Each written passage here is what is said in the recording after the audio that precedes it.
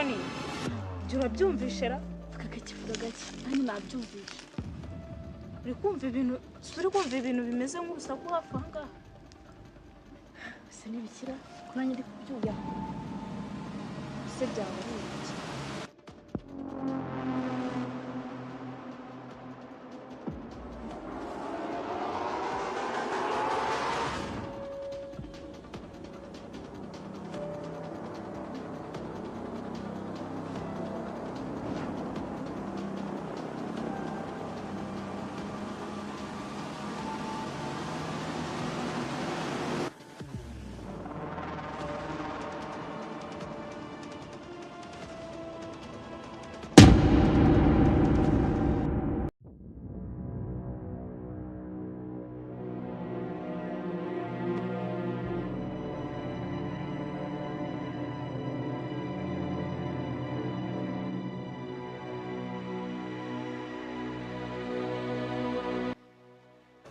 Safi nagukora ura muntu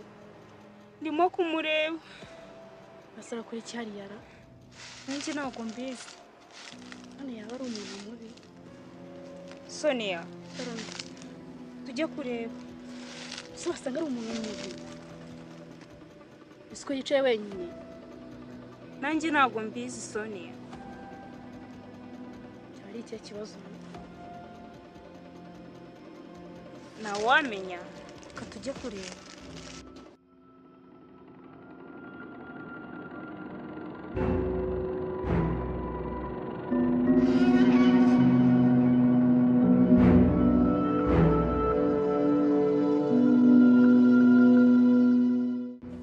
Sonia siko ni nyuma ye hari imbunda mushaka kumenya ikiri munsi y'iki gitambaro none se ubundi wowe urinde ndi umuntu mwirengagiza kuko mutazi inkuru yanjye none se kuki wishe muri iri shyamba hari igihe umuntu ahitamo kwihisha mu ishyamba kuko isi yamwigishije gutinya abantu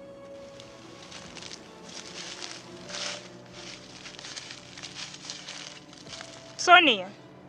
ariko biragaragara ko atari umuntu mubi Sophie numwegeye ntago tuzi uwo ari we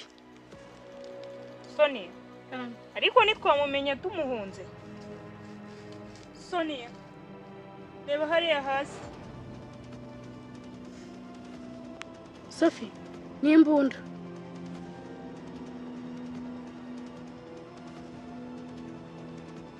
Sonia kayifashe ntabwo ari buturase nimugire ubwoba ntabwo buri muntu ufite imbunda bashaka kurasa none se kuki ugifite ubwoba bw'abantu bushobora gutuma bafata intwaro nubwo umutima wabo utifuza kurwana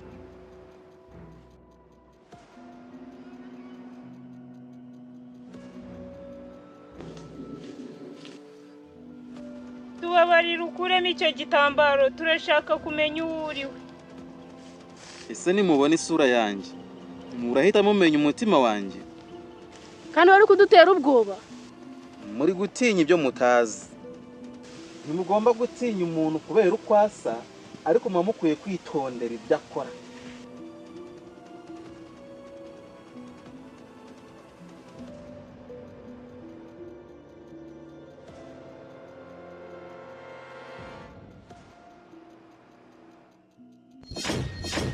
Oh my God ni wowe yego nari nzi ko mutari buze kunyemera utarabona isura yanjye none se Jimmy kubera iki waduteye ubwoba ko nashakaga kumenya nimba hari umuntu washobora kumbona nk'umuntu mbere yo kumbona nk'ikibazo twagize ubwoba kubera imbunda n'uburyo wari wihishe kandi njye nari natinya abantu kubera ibyo nanyuzemo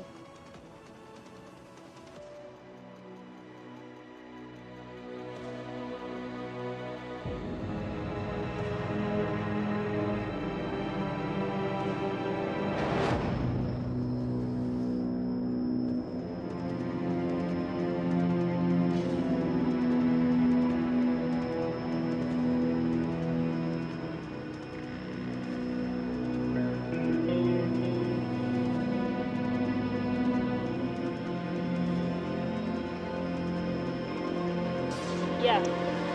twamenye ko isura y'umuntu wihishe idahita itubwira uwo ari we. Jimmy, ariko nanone twamenye ko kugira impuhwe bidusaba kwibagirwa kwirinda.